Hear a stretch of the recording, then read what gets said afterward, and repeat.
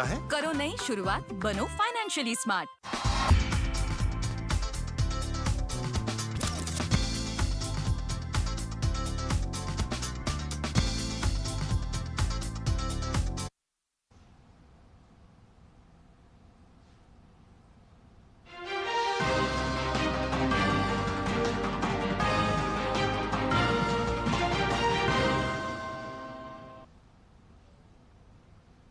आदाब नाज़रीन, उर्दू खबरों में आप सभी का खैर मकदम है। नजर डालते हैं इस वक्त की अहम सुर्खियों पर।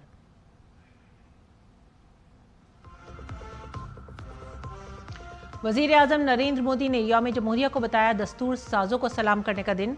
वजीर आजम ने मन की बात प्रोग्राम में छोटी कोशिशों से बड़ी तब्दीली की ताकत पर दिया जोर। अवामी शिराकत को बताया भारत की सबसे बड़ी ताकत।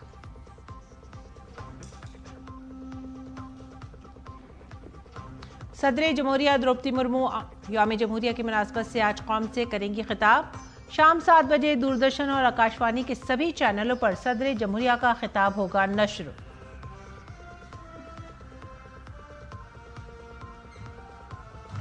सदर जमहूरिया द्रौपदी मुर्मू ने 16वें नेशनल वोटर्स डे के मौके पर दिल्ली में इलेक्शन कमीशन की जानिब से मुनक़िदा तकरीब में की शिरकत। कहा, जमहूरियत में वोट देना लोगों के एतमाद की है अलामत। वोट देते वक्त गलतफहमियों से गुरेज करने की अपील। यौम जमहूरिया के मौके पर पद्म अवार्ड हासिल करने वालों का हो सकता है ऐलान। ज़राए के मुताबिक इस साल पद्म अवार्ड हासिल करने वालों में कई गैर मारूफ लोग भी हैं शामिल। खेलों में न्यूजीलैंड के खिलाफ टी20 सीरीज जीतने पर टीम इंडिया की नजरें मरकूज। गुवाहाटी में आज भारत और न्यूजीलैंड के दरमियान तीसरा टी20 पांचों मैचों की सीरीज में भारत को 2-0 की बढ़तरी हासिल। नाजरीन, खबरें अब तफसील से। सबसे पहले बात करेंगे मन की बात प्रोग्राम की। मन की बात प्रोग्राम के 130वें एपिसोड में वजीर आजम नरेंद्र मोदी ने वोटरों को जमहूरियत की हकीकी ताकत करार दिया। वजीर आजम ने जिंदगी में 18 साल की उम्र को अहम बताते हुए सभी से इसे त्यौहार की तरह मनाने की अपील की। वहीं यौम जमहूरिया की मुबारकबाद देते हुए वजीर आजम ने इस दिन खास तौर पर दस्तूर साजों का शुक्रिया अदा करने की भी बात कही।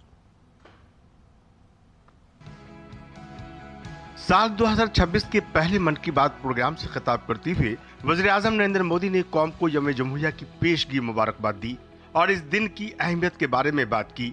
वज़ीर आज़म ने कहा कि 26 जनवरी का ये दिन शहरियों को अपने आइन के मेमारों को खराज अकीदत पेश करने का मौका फराहम करता है। उन्होंने 25 जनवरी वोटर्स डे को मुल्क के लिए अहम बताया। वज़ीर आज़म ने कहा कि वोटर्स ही जमहूरियत की रूह होते हैं। उन्होंने बतौर वोटर 18 साल की उम्र को जिंदगी का एक अहम संग मील बताते हुए इसे एक त्योहार के तौर पर मनाने की अपील की। वज़ीर आज़म ने इस पूरे अमल को जमहूरियत को मजबूत बनाने की सिमत में एक अहम मंजिल बताया। 26 जनवरी का ये दिन हमें अपने संविधान निर्माताओं को नमन करने का अवसर देता है। आज 25 जनवरी का दिन भी बहुत अहम है। आज नेशनल वोटर्स डे है, मतदाता दिवस है। मतदाता ही लोकतंत्र की आत्मा होता है। साथियों, आमतौर पर जब कोई 18 साल का हो जाता है, मतदाता बन जाता है, तो उसे जीवन का एक सामान्य पड़ाव समझा जाता है। लेकिन दरअसल ये अवसर किसी भी भारतीय के जीवन का बहुत बड़ा माइलस्टोन होता है। इसलिए बहुत जरूरी है कि हम देश में वोटर बनने का, मतदाता बनने का उत्सव मनाएं। जैसे हम जन्मदिन पर शुभकामनाएं देते हैं और उसे सेलिब्रेट करते हैं, ठीक वैसे ही जब भी कोई युवा पहली बार मतदाता बने तो पूरा मोहल्ला, गांव या फिर शहर एकजुट होकर उसका अभिनंदन करें और मिठाइयां बांटी जाए। इससे लोगों में वोटिंग के प्रति जागरूकता बढ़ेगी। इसके साथ ही यह भावना और सशक्त होगी कि एक वोटर होना कितना मायने रखता है। साथियों, देश में जो भी लोग चुनावी प्रक्रिया से जुड़े रहते हैं, जो हमारे लोकतंत्र को जीवंत बनाए रखने के लिए जमीनी स्तर पर काम करते हैं, मैं उन सभी की बहुत सराहना करना चाहूंगा।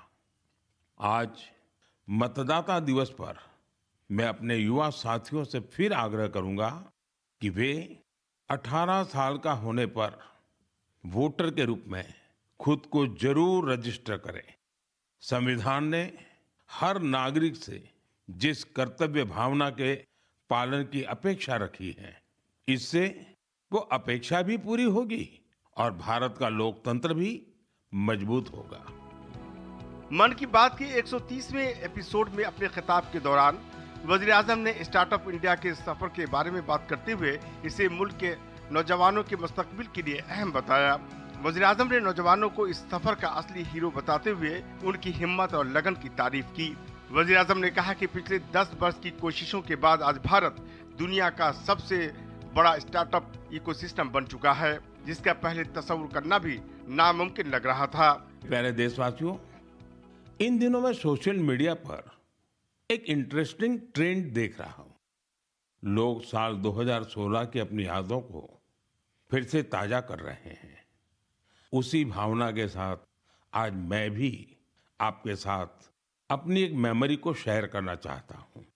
10 साल पहले जनवरी 2016 में हमने एक एम्बिशियस जर्नी की शुरुआत की थी। तब हमें इस बात का एहसास था कि भले ही एक छोटा क्यों न हो, लेकिन ये युवा पीढ़ी के लिए, देश के फ्यूचर के लिए काफी अहम है। तब कुछ लोग ये समझ ही नहीं पाए थे कि आखिर है क्या। साथियों, मैं जिस जर्नी की बात कर रहा हूं वह है स्टार्टअप इंडिया की जर्नी। इस अद्भुत जर्नी के हीरो हमारे युवा साथी हैं। अपने कंफर्ट जोन से बाहर निकलकर उन्होंने जो इनोवेशन किए वो इतिहास में दर्ज हो रहे हैं। वज़ीर आज़म नरेंद्र मोदी ने कहा कि बढ़ती हुई मईशत के साथ भारत आज दुनिया की नजरों में है। ऐसे में सनत और स्टार्टअप से वाबस्ता नौजवानों पर क्वालिटी और एक्सीलेंस की बड़ी जिम्मेदारी है।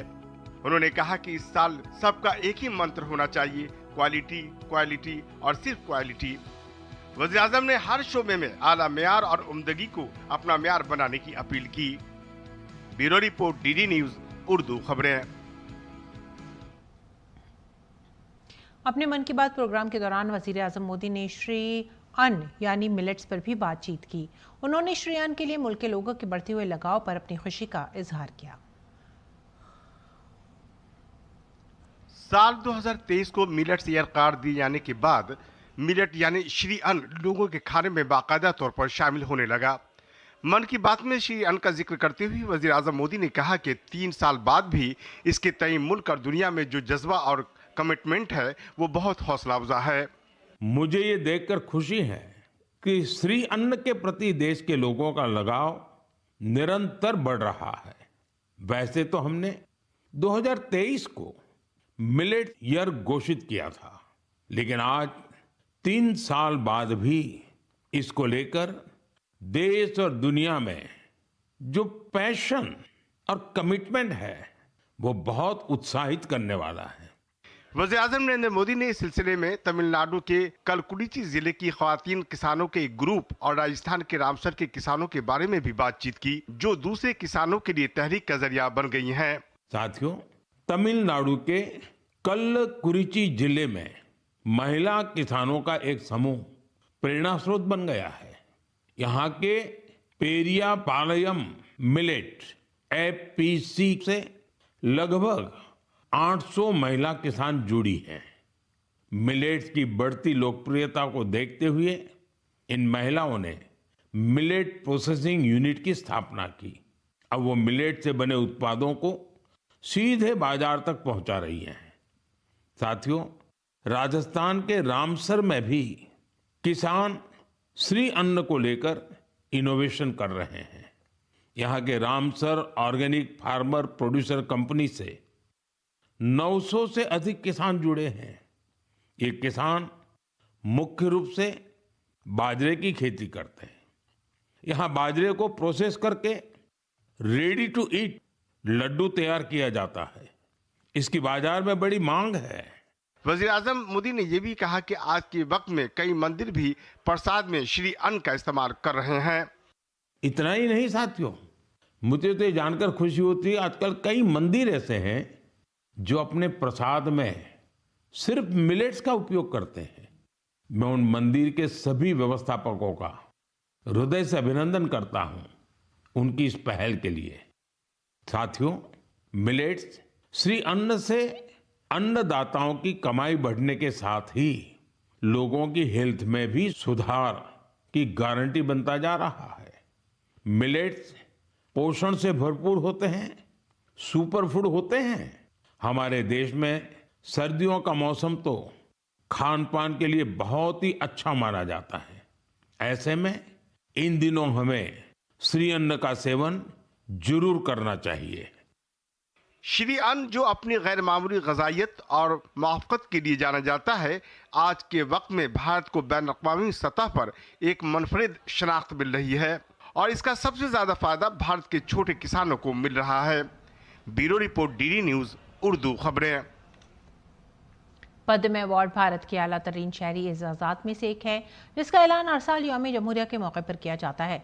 ये अवार्ड्स मुख्तलिफ शोबों में दिए जाते हैं, जिनमें आर्ट, समाजी खिदमात, अवामी काम, साइंस और इंजीनियरिंग, तिजारत, सनत, तिब, अदब और तालीम, खेल और सिविल सर्विस भी शामिल हैं। इस साल कई मशहूर और गैर मारूफ शख्सियात दोनों ही के नाम ज़ेर बहस हैं। मज़ीद मालूमात के लिए आइए बात करते हैं अपने नामा निगार शैलेंद्र मिश्रा से।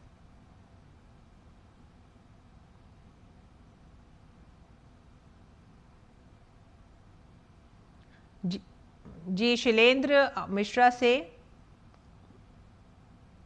आगे हम बात करेंगे। शैलेंद्र मिश्रा से किसी वजह से अभी हम उनसे रब्ता कायम नहीं कर पाए। आगे बढ़ेंगे अगली खबर की तरफ।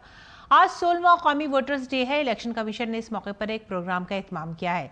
सदर जमहूरिया द्रौपदी मुर्मू ने तकरीब की सदारत की। प्रोग्राम का थीम मेरा भारत मेरा वोट था। तकरीब में सदर जमहूरिया ने नए वोटरों को शनाख्ती कार्ड भी दिए और इस मौके पर सदर जमहूरिया द्रौपदी मुर्मू ने इलेक्शन कमीशन की तरफ से तैयार करदा 2 अशाअतों का इजरा किया, जिसमें 2025 पहल और इख्तरात का साल और इंतखाबी त्यौहार बिहार का फख्र भी शामिल हैं।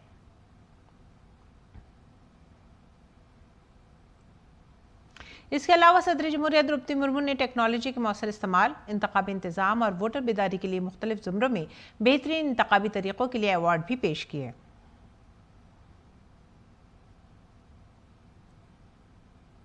अपने खिताब में सदर जमहूरिया ने कहा कि भारत जमहूरियत की माँ है। उन्होंने तमाम बालिग राय दहिंदगान से ज़्यादा तादाद में वोट डालने की अपील करते हुए कहा कि वोट डालना जमहूरी अमल में लोगों के एतमाद की अलामत है। मतदान केवल राजनैतिक अभिव्यक्ति नहीं है, ये निर्वाचन की लोकतांत्रिक प्रक्रिया में नागरिकों की आस्था का प्रतिबिंब है। ये प्रत्येक नागरिक द्वारा अपनी आकांक्षाओं को व्यक्त करने का माध्यम भी है। बिना किसी भेदभाव के सभी वयस्क नागरिक को उपलब्ध मतदान का अधिकार राजनैतिक और सामाजिक न्याय तथा समता के हमारे संवैधानिक आदर्शों को ठोस अभिव्यक्ति देता है।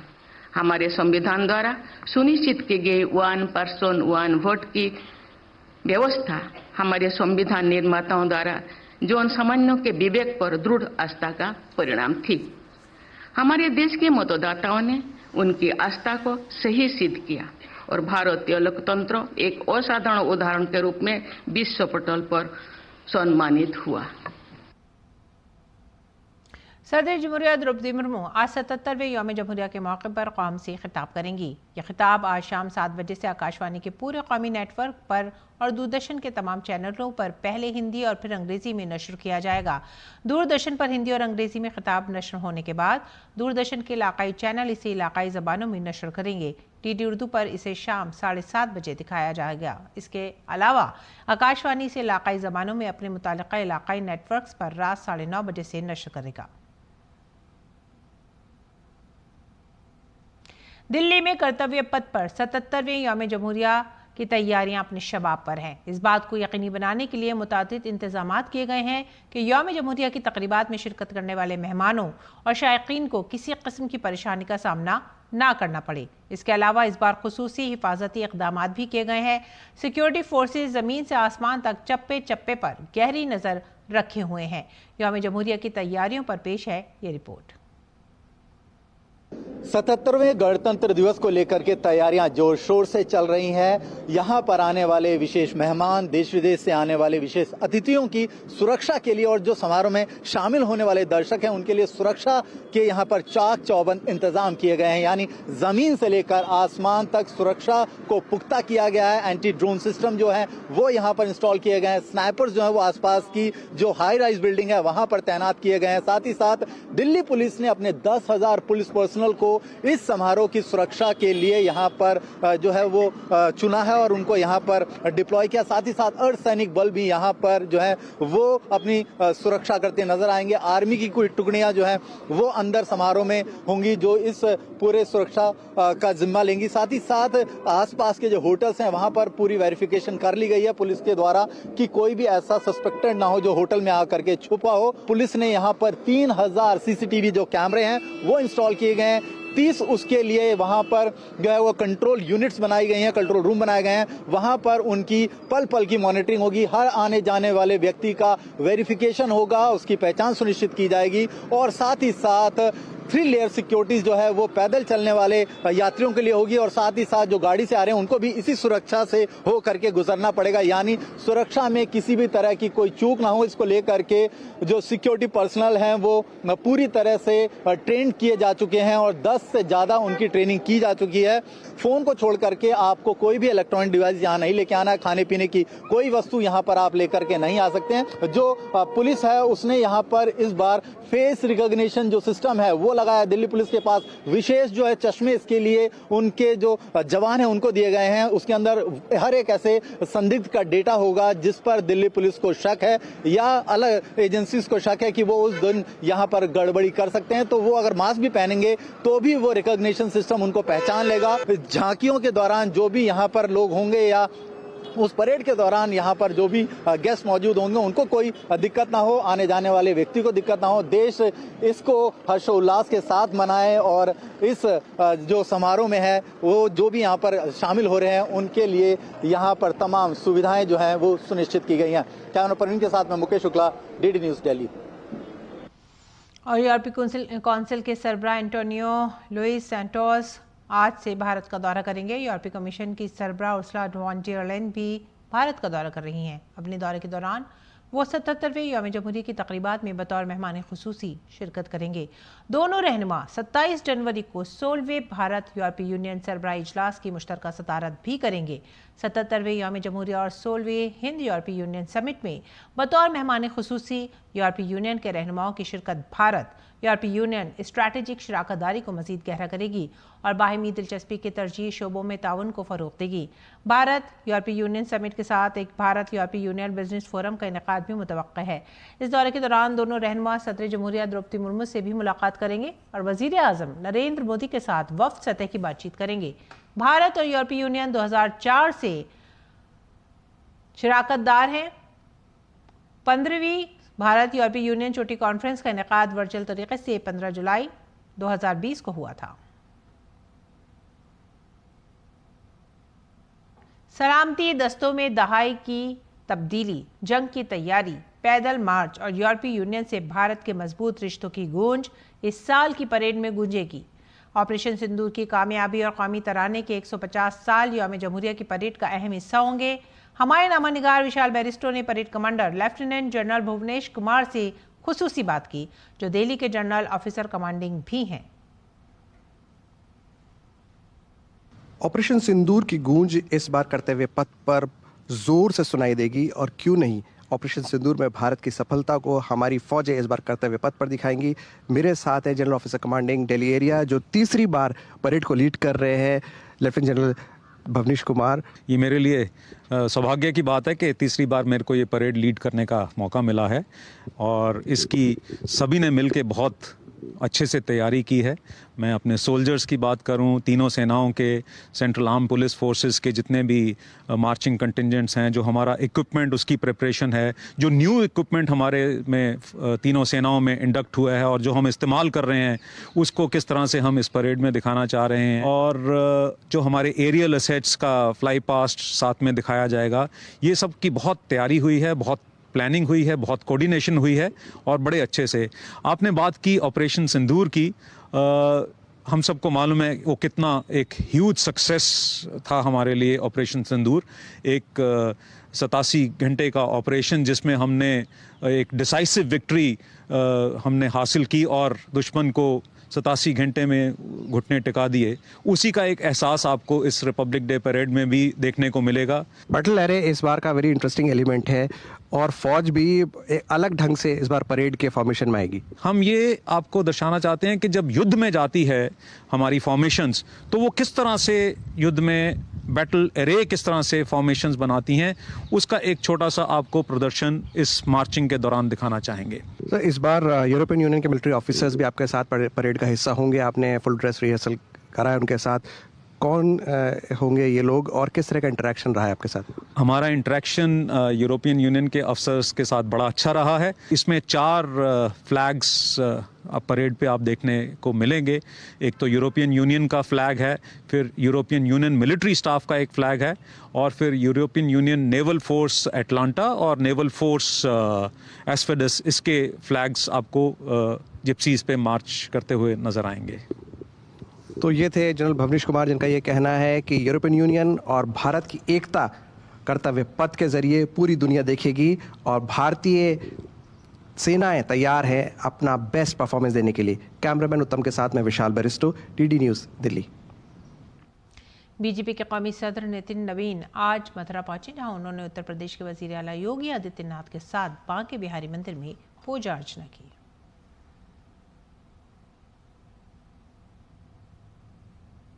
एक अफसोसनाक खबर, मशहूर शायर ताहिर फराज के अचानक इंतकाल से अदबी दुनिया में शोक का माहौल है। कल मुंबई में अचानक तबीयत खराब हो जाने के बाद उन्हें अस्पताल में दाखिल कराया गया था, जहां वो इंतकाल कर गए। उन्होंने 72 बरस की उम्र पाई। वो कई दहाइयों तक मुशायरों की दुनिया में ज़बरदस्त मकबूल रहे। अदबी हल्कों में भी उनकी शायरी की खूब पजीराई हुई। इंसानी ज़िंदगी के नशेब व फरास और एहसासात की दुनिया के तलातुम को अपने शेरों में बांध लेने का हुनर उन्हें खूब आता था। अपनी गज़लों और नज़्मों के साथ साथ उन्होंने नात और मनक़बत में भी गैर मामूली तख्लीक़ी सलाहियतों का इजहार किया। ताहिर फराज के इंतकाल पर इल्मी और अदबी हल्कों की सरकर्दा शख्सियात ने ताज़ियत का इजहार किया है। उर्दू शायरी की मुनफरिद आवाज़ थे, बेपनाह शायरी, रेशमी आवाज़ और बहुत पाकीज़ा तरन्नुम। अब ये आवाज़ उनके ज़रिए सुनाई नहीं देगी।